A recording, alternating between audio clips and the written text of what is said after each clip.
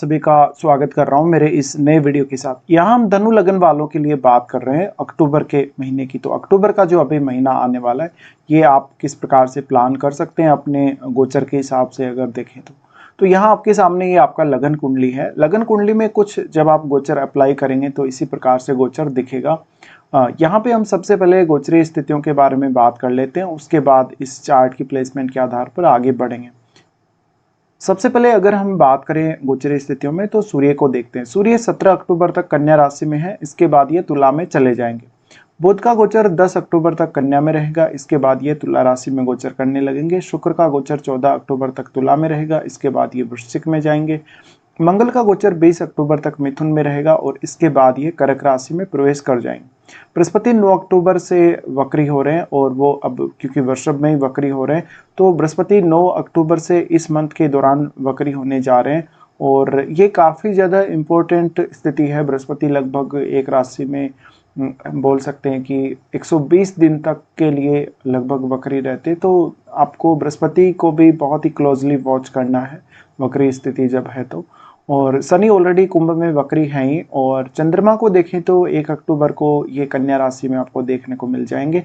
राहु और केतु के गोचर में फिलहाल कोई भी बदलाव नहीं है, जहां राहु मीन राशि में गोचर कर रहे हैं वहीं केतु कन्या राशि में। तो अब हम देख लेते हैं इसका जो इफेक्ट पड़ेगा, आपको किस किस प्रकार के रिजल्ट यहाँ देखने को मिल सकते हैं। देखिए, सबसे पहले हम यहाँ पे अगर बात करें तो सबसे पहले हम देखते हैं बृहस्पति को। बृहस्पति आपके लग्न के स्वामी और 4th लॉर्ड है। बृहस्पति का गोचर हो रहा है 6th हाउस में। 6th हाउस आपके लिए बहुत ही ज़्यादा इंपॉर्टेंट हाउस है, जहां पर आप अपने कर्जों के लिए विचार करते हैं, अपनी हेल्थ के लिए विचार करते हैं, आप अपने रूटीन के लिए विचार करते हैं और जितने भी सारे डिस्प्यूट हैं, जितने भी प्रकार के लीगल मैटर हैं आपकी लाइफ में, उनके लिए भी विचार करते हैं। यहाँ बृहस्पति का वक्री हो जाना बहुत ही ज़्यादा महत्वपूर्ण है। कहीं ना कहीं आपके करियर पर बहुत बड़ा ये इफेक्ट डालेगा और दूसरा सबसे बड़ा इफेक्ट डालेगा आपके रूटीन पर, आपकी डेली लाइफ पर, कि आप अपनी डेली लाइफ को कैसे प्लान कर पा रहे हैं।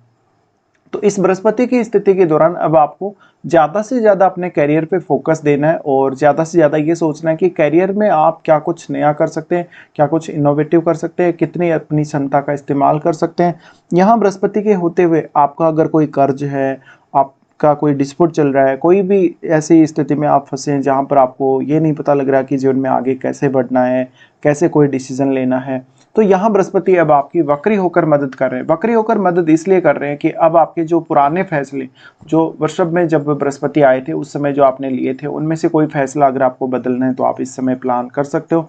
इसके साथ साथ अगर आपके ऊपर कर्जा है, वो कर्जा किसी भी प्रकार का हो सकता है, वो सिक्योर भी हो सकता है, अनसिक्योर भी हो सकता है, तो आप उसको उतारने के लिए, कर्ज को पूरा करने के लिए किस प्रकार से प्लान करोगे, ये बहुत ही ज़्यादा महत्वपूर्ण है। इसके साथ साथ अपने स्वास्थ्य के लिए और अपने करियर में क्या कुछ इनोवेटिव कर सकते हो, कौन सी ऐसी अपनी क्षमता यूज़ कर सकते हो, कौन सा ऐसा अपना एफर्ट यूज़ कर सकते हो करियर में कि आप करियर में बहुत आगे तक बढ़ सको और प्रमोशन वगैरह या सैलरी इंक्रीमेंट वगैरह प्राप्त कर सको। तो यहाँ बृहस्पति के होते हुए अब अपने परिवार के लिए भी उतना ही ज़्यादा महत्वपूर्ण हो जाता है। तो परिवार से संबंधित जिम्मेदारियाँ जो जो भी आपके ऊपर हैं, उनको आप कैसे हैंडल करोगे और खुद को भी आप कैसे हैंडल करोगे, ये भी बहुत महत्वपूर्ण है, क्योंकि लगन के स्वामी हैं बृहस्पति। इसलिए तो खुद के स्वास्थ्य के लिए, खुद की पर्सनैलिटी के लिए, या खुद में कोई आपको चेंज करना है, अपनी मेंटलिटी को चेंज करना है, तो ये गोचर बहुत ही ज़्यादा महत्वपूर्ण है। अब 9 तारीख से यहाँ क्योंकि बृहस्पति जो है वो वक्री होने जा रहे हैं, तो ये आपके लिए एक बेहतरीन समय है।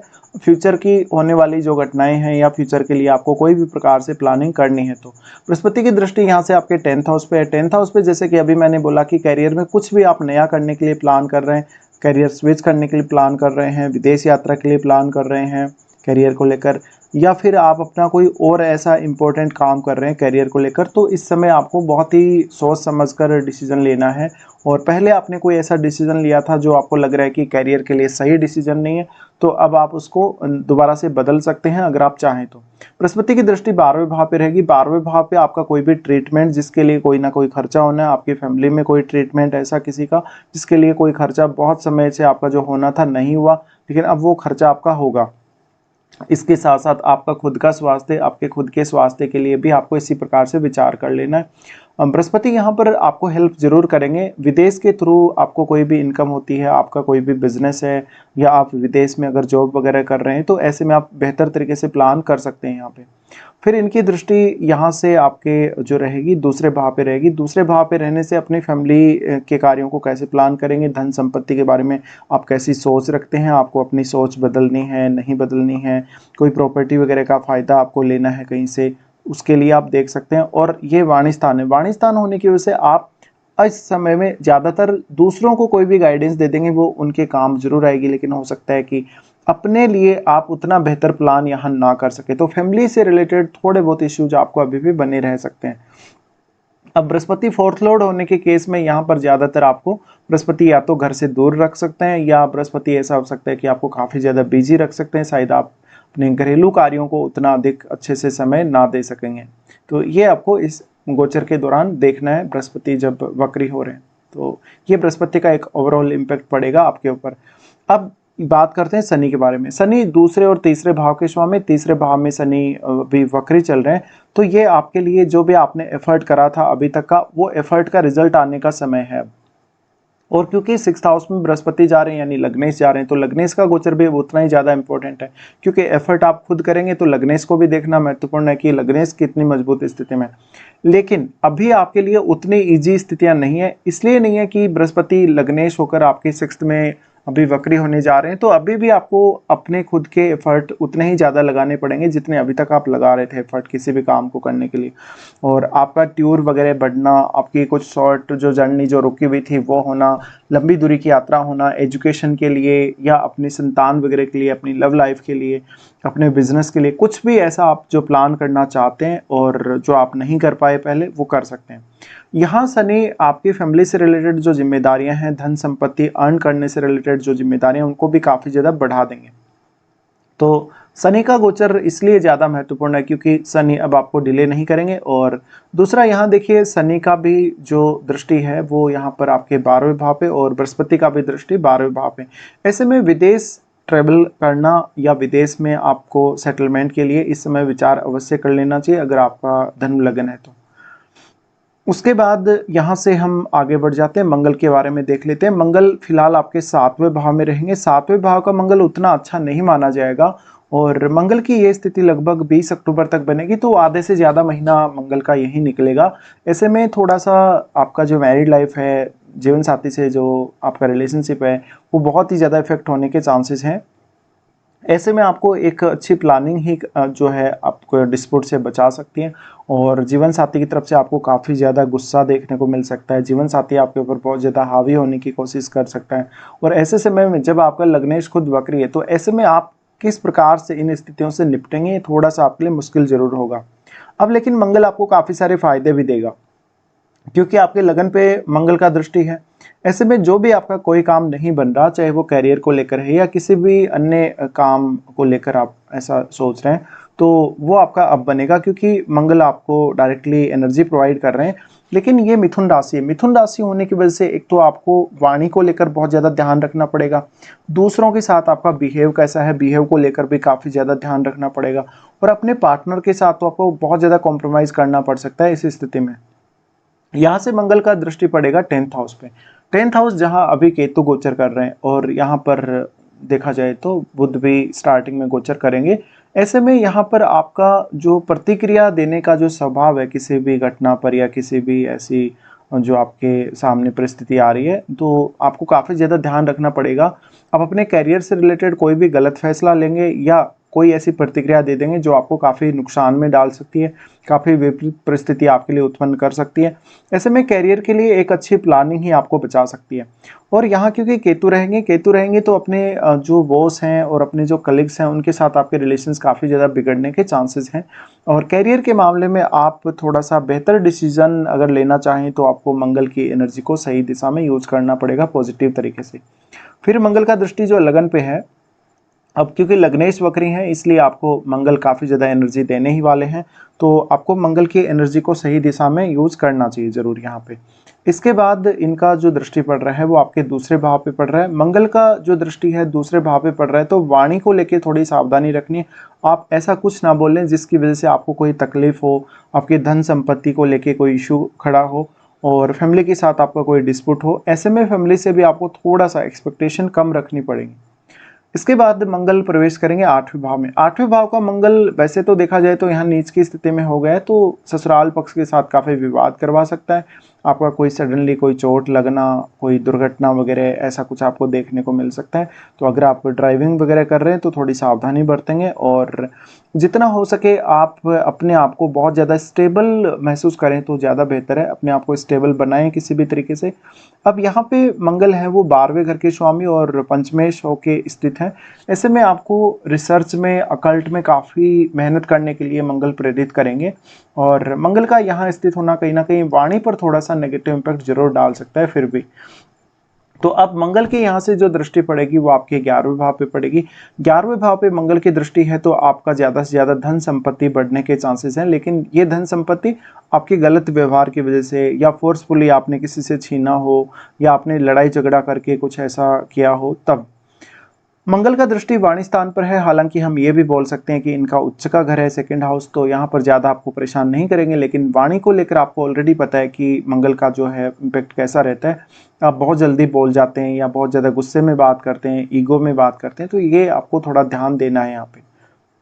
मंगल का दृष्टि तीसरे भाव पे है। तीसरे भाव पे जो दृष्टि पड़ रही है कहीं ना कहीं आप, क्योंकि शनि यहाँ पे वक्री है, तो इसका आपको जरूर फायदा मिलेगा। आपको ज़्यादा से ज़्यादा एफर्ट करने के लिए मंगल प्रेरित करेंगे, क्योंकि आपके तीसरे हाउस को भी एनर्जी मिल रही है, इसलिए आपके लिए कोई भी काम करना काफ़ी आसान होगा। लेकिन क्योंकि मंगल नीच की स्थिति में है, इसलिए हो सकता है कि आप अपनी एनर्जी को सही दिशा में ना लगा पाएँ। इसके बाद हम आगे बढ़ जाते हैं, शुक्र के बारे में बात कर लेते हैं। शुक्र जो कि आपके छठे भाव और आपके 11वें भाव के स्वामी है। शुक्र अभी फिलहाल तुला में गोचर करेंगे। तुला में 13 अक्टूबर तक इनकी स्थिति बनेगी। तो ऐसे में धन संपत्ति के लिए, अपने नेटवर्क के लिए कुछ अच्छे प्लान आप कर सकेंगे। आपके नेटवर्क में विस्तार होगा, साथ साथ में आप अगर कोई भी बिजनेस कर रहे हैं, बिजनेस में आपको फायदा होगा, और संतान के प्रति और अपनी लव लाइफ के प्रति आप काफ़ी ज़्यादा डेडिकेटेड रहेंगे। लेकिन यहाँ पर आपको क्योंकि कुछ हद तक जो समस्याएं आ सकते हैं वो आपके ईगो प्रॉब्लम्स वगैरह, या आपको किसी ना किसी के साथ कोई विवाद हो गया, अचानक से आपने कोई ऐसी प्रतिक्रिया दे दी या ऐसा कुछ किसी को बोल दिया जो सामने वाले को गलत लग सकता है। तो यहाँ पे ये थोड़ी सी आपको सावधानियां बरतनी है। शुक्र अपने ही घर में होंगे तो निश्चित ही आपके लिए इनकम सोर्स काफ़ी ज़्यादा आपके जीवन में अभी बने रहेंगे। इनकम सोर्स के मामले में आपको कोई भी प्रकार की चिंता नहीं करनी। हो सकता है कि आपकी एक्सपेक्टेशन के हिसाब से आपको इनकम ना हो रही हो। अब शुक्र जो है वो यहाँ पे 6th लॉर्ड है। 6th लॉर्ड होने के केस में आपका कोई भी ऐसा रूटीन वर्क जिससे आपको ज़्यादा से ज़्यादा अर्निंग होती है, आपका कोई भी ऐसा काम जिसमें आप ज़्यादा से ज़्यादा बिजी रहते हैं, या अपना रूटीन उसमें लगाते हैं, पूरा पूरा उसमें एक रूटीन बना के आप काम करते हैं, तो ऐसे कामों से आपको फ़ायदा हो सकता है। और आपको ज़्यादा से ज़्यादा अपनी इच्छाएं पूरा करने में, लग्जरी से संबंधित, धन से संबंधित इच्छाएं पूरा करने में शुक्र मदद अवश्य करेंगे। लेकिन इनकी ये स्थिति सिर्फ और सिर्फ 13 अक्टूबर तक ही बनेगी। इसके बाद ये वृश्चिक राशि में चले जाएंगे। वृश्चिक में जाने के बाद ये लगभग बोल सकते हैं कि आधे महीने के बाद जा रहे हैं, क्योंकि 13 अक्टूबर के बाद वृश्चिक में जा रहे हैं, तो ये कोई बड़ा खर्चा दिखाते हैं, और रिलेशनशिप, कोई एक्स्ट्रा रिलेशनशिप जो आपने मैरिज के अलावा किसी से बनाया वो दिखाते हैं। और ये समय थोड़ा मौज मस्ती का जरूर रहेगा, थोड़ा सा आपका पैसा जाएगा हाथ से आपके। और यहाँ पे क्योंकि मैंने जैसे बृहस्पति के बारे में अभी बात कर रहे थे तब भी आपको बोला है कि यहाँ पे थोड़ा सा खर्चे बढ़ने के चांसेस हैं इस मंथ में ज़्यादा से ज़्यादा, तो अपने खर्चों को आपको मैनेज करना है। और ये शुक्र, यहाँ का जो शुक्र है, क्योंकि अब अग्नि तत्व राशि में शुक्र होंगे, अग्नि तत्व राशि यानी वृश्चिक राशि है, तो यहाँ पर हाई एक्सपेक्टेशंस रहेंगी आपके अपने पार्टनर से, और उनको आपका पार्टनर पूरा नहीं कर पाएगा, जिससे किसी और की तरफ अट्रैक्शन होना या कोई भी अफेयर वगैरह होने के भी उतने ही ज़्यादा चांसेस बन सकते हैं। हालांकि यहाँ पे बृहस्पति की दृष्टि पड़ रही है, लेकिन बृहस्पति अभी वक्री हैं। उसके बाद हम यहाँ से आगे बढ़ते हैं, बुध के बारे में बात कर लेते हैं। देखिए बुध का गोचर अगर आप लोग देखेंगे तो बुध अभी आपके 10th हाउस में रहेंगे। 10th हाउस में इनका युति केतु के साथ रहेगा, और लगभग ये स्थिति 10 अक्टूबर तक बनेगी। तो 10 अक्टूबर तक अभी आपको फिर भी अपने कैरियर के मामले में कोई भी फैसला लेने से बचना चाहिए, अगर आप कुछ भी नया करना चाहते हैं। और वैसे भी बृहस्पति भी यहाँ पर जो है वो 9 अक्टूबर से ही वक्री हो रहे हैं, तो यहाँ पे आपको ध्यान देना है कि आप लगभग यहाँ पे 10 अक्टूबर के बाद या 9 अक्टूबर के बाद कुछ अच्छा प्लान जरूर कर सकते हैं। अब केतु के साथ बुध होने की वजह से आपको ज़्यादा से ज़्यादा कंफ्यूजिंग स्थिति रहेगी कि आप कौन सा फैसला लें, कैसे काम करें। और कैसे अपने करियर के प्रति ज़्यादा से ज़्यादा डेडिकेटेड रहें। इसके साथ साथ आपका कोई भी बिजनेस है तो बिजनेस में भी थोड़ा बहुत आप कंफ्यूज जरूर होंगे। फिर बुध का दृष्टि यहाँ से आपके जो है यहाँ से, क्योंकि ये 10th हाउस में रहेंगे तो आपके 4th हाउस पे दृष्टि पड़ेगा। 4th हाउस में राहु स्थित है, राहु स्थित है तो कुछ हद तक आपको अपने घरेलू कार्यों को निभाने में जरूर मदद मिल सकती है। उसके बाद बुध यहाँ से राशि परिवर्तन करेंगे, तुला में आ जाएंगे। तुला का बुध आपके लिए बेहद अच्छा रहेगा। यहाँ पर ये 7वें भाव के और 10वें भाव के स्वामी होकर स्थित हैं। तो हम ये भी बोल सकते हैं कि 10 अक्टूबर के बाद आपकी कोई ना कोई इनकम सोर्स या तो कुछ ऐसा होगा कि पैसा बढ़ेगा, संपत्ति बढ़ेगी और कुछ अच्छे निर्णयों की वजह से आपको फायदा मिलेगा। इसके साथ साथ ऐसा बुध आपको बिजनेस के लिए बहुत अच्छी स्थिति को दिखाता है, बिजनेस के लिए बहुत ज़्यादा सपोर्ट को दिखाता है। तो आप अपने जो भी फैसले लेंगे, अब ज़्यादातर फैसलों के सही होने का समय है। इसके बाद हम चंद्रमा के बारे में बात करते हैं। चंद्रमा आपके 8th हाउस के स्वामी और शुरुआत में ये चंद्रमा आपके 10th हाउस में रहेंगे। ऐसे में शुरुआत में 1-2 दिन के लिए आपको थोड़ा सा यहाँ ध्यान रखना पड़ेगा, अपने कैरियर के लिए कोई भी गलत फैसला आपसे ना हो, या कोई भी ऐसी गलत बात या कुछ ना कुछ ऐसा आप सोच रहे हैं जो काफ़ी नेगेटिव हो सकता है आपके कैरियर के लिए। यहाँ पर केतु चंद्रमा के साथ रहेंगे तो थोड़ा सा मन में भय भी रह सकता है। इसके बाद चंद्रमा यहाँ से राशि परिवर्तन कर लेंगे, आपके 11वें भाव में चले जाएंगे। ये धन के लिए बहुत ज़्यादा अच्छा रहेगा। ये आपको सीक्रेट तरीके से धन कमाने या अर्न करने के मामले में बहुत अच्छा रहेगा और नेटवर्क में भी विस्तार करेगा। लोगों से आप अच्छे से घुल मिल सकेंगे और ज़्यादा से ज़्यादा अपने अर्निंग्स पर भी ध्यान दे सकेंगे। चंद्रमा उसके बाद आपके 12वें भाव में प्रवेश करेंगे, जहाँ उतनी अच्छी स्थिति में नहीं होंगे क्योंकि ये नीच की स्थिति में होंगे। ऐसे में मानसिक रूप से बहुत ज़्यादा बर्डन या प्रेशर आने की संभावना रहेगी आपके ऊपर। फिर चंद्रमा प्रवेश करेंगे आपके लगन में। लगन में प्रवेश लगभग 7-8 तारीख के आसपास आपको देखने को मिल सकता है। तो ऐसे में यहाँ पे एक बेहतर स्थिति फिर भी चंद्रमा की होगी, भले ही वो अष्टमेश हैं, लेकिन आपको बहुत ज़्यादा जिज्ञासु बनाएंगे, बहुत ज़्यादा इमोशनल बनाएंगे और आप अपने प्रत्येक रिश्ते के प्रति ज़्यादा से ज़्यादा फोकस्ड होंगे, ज़्यादा से ज़्यादा डेडिकेटेड होंगे और प्रत्येक रिश्ते को बचाने के लिए पूरी कोशिश करेंगे जहाँ जहाँ भी आपको रिश्तों को लेकर प्रॉब्लम्स आ रही हैं। इसके बाद हम सूर्य के बारे में बात कर लेते हैं। सूर्य आपके 9th लॉर्ड हैं। 9th लॉर्ड होकर सूर्य की स्थिति को अगर हम देखेंगे तो सूर्य फिलहाल लगभग 17 अक्टूबर तक कन्या राशि में ही रहेंगे, यानी कि आपके 10वें घर में। यहाँ सूर्य का स्थित होना कैरियर के लिए कोई गलत फैसला करवा सकता है। सूर्य की इस स्थिति की वजह से अक्सर आपको अपने बॉस के साथ और अपने माता पिता के साथ काफ़ी ज़्यादा डिस्प्यूट उत्पन्न हो सकते हैं। तो यहाँ आपको थोड़ा सा सावधान रहना पड़ेगा। सूर्य का दृष्टि रहेगा 4th हाउस पर, लेकिन यहाँ राहु स्थित है, इसलिए ज़्यादातर यहाँ जो राहु केतु का इम्पैक्ट है उसी का आपको प्रभाव देखने को मिलेगा। फिर सूर्य यहाँ से आगे बढ़ जाएंगे और सूर्य चले जाएंगे तुला में, जहाँ पर वो नीच के जरूर होंगे, लेकिन लाभ स्थान में होने की वजह से और क्योंकि यहाँ पर जो है एक अपने मित्र के साथ, बुध के साथ स्थित होने की वजह से आपको सूर्य का फायदा अवश्य मिल सकेगा। लेकिन आपको मानसिक रूप से ऐसा सूर्य बहुत ज़्यादा स्ट्रॉन्ग बनाएगा और बहुत ज़्यादा इगोइस्टिक बनाएगा। ऐसे में आप अपनी संतान का बहुत अच्छे से ध्यान रख सकेंगे। हालांकि लव लाइफ को लेकर उतनी अच्छी स्थिति ये नहीं है, लेकिन फिर भी दूसरों के साथ आपके जो रिलेशन है उनको भी आपको थोड़ा सा देखना पड़ेगा। यहाँ पर किसी के साथ भी आप गलत तरीके से बिहेव ना करें। तो सूर्य का जो रिजल्ट है ज़्यादातर केस में नीच के होने के बावजूद भी, क्योंकि 11वें भाव में स्थित है, तो कुछ भी गलत तरीके से धन कमाने और धन के बारे में सोचने के लिए यहाँ पर प्रभाव सूर्य दे सकते हैं। ये आपको थोड़ा सा देखना पड़ेगा यहाँ पर। तो यहाँ पर हम अब लगभग प्रत्येक ग्रह के बारे में चर्चा कर चुके हैं और अब आगे बढ़ते हैं। कौन कौन से अच्छे दिन, कौन कौन से खराब दिन आपको धनु लगन वालों को इस मंथ में देखने को मिल सकते हैं, पहले हम उनकी चर्चा कर लेते हैं अभी। तो सबसे पहले देखेंगे तो यहाँ पर अच्छे दिनों को देखेंगे 4, 5, फिर 9 से 12 तक, फिर 17, 18 और 26 और 27। ये दिन आपके लिए बेहद अच्छे रहने वाले हैं। इन दिनों में आप अपना कोई भी प्लान कर सकते हैं। जो भी काम आपका नहीं बन रहा, जिसमें काम में आपको बहुत ज़्यादा समस्या आ रही है, कोई दिक्कत आ रही है, उनको आप आसानी से दूर कर सकेंगे और अपने कामों को बहुत बेहतर तरीके से प्लान कर सकेंगे इन दिनों में और काम को पूरा भी कर सकेंगे। तो यहाँ आपको थोड़ा डेडिकेशन रखने की आवश्यकता जरूर रहेगी और अपना जो फोकस है मेनली अपने काम पर रखने की आपको ज़रूरत है। उसके बाद देख लेते हैं कौन कौन से खराब दिन हैं आप लोगों के लिए इस मंथ में। खराब दिनों में सबसे पहले जब चंद्रमा वृषभ में रहेंगे तो 19 और 20 को थोड़ी सी खराब स्थिति रहेगी आपके लिए, क्योंकि इस समय आप अपना रूटीन ठीक से नहीं संभाल सकेंगे। आपका किसी के साथ कोई डिस्प्यूट होना, किसी के साथ कोई तनाव जैसी स्थिति उत्पन्न होने की वजह से वो थोड़ा दिक्कत आएगी।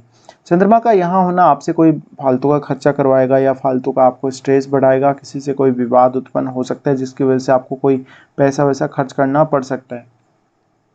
चंद्रमा का गोचर जब कर्क राशि में होगा तो हालांकि अपनी ही राशि में रहेंगे 24 और 25 को, लेकिन 8वें भाव में रहेंगे तो आपके मन पर बहुत ज़्यादा प्रेशर रहेगा, डिप्रेशन में जा सकते हैं आप। और इस समय आपको कोई भी काम करते समय थोड़ा सा मन में भय भी लगेगा और ऐसा लगेगा जैसे आप बहुत ज़्यादा बर्डन ले लिए किसी काम को करने के लिए। चंद्रमा का गोचर जब स्कॉर्पियो में होगा यानी चंद्रमा 6 से 8 तारीख तक, तो ये सबसे ज़्यादा डिफिकल्ट समय होगा आपके लिए 6 से 8 तारीख तक का। इन दिनों में आप अपनी सेहत का ज़्यादा से ज़्यादा ध्यान रखेंगे, अपनी सेहत के लिए भी और अपने अन्य कार्यों के लिए भी आप अपने रूटीन को अच्छे से प्लान कर पाए तो बेहतर रहेगा। तो ये कुछ ख़राब दिन रहने वाले हैं आप लोगों के लिए। फिलहाल हमने अपनी चर्चा पूरी कर ली इस मंथ को लेकर। फिलहाल वीडियो देखने के लिए धन्यवाद।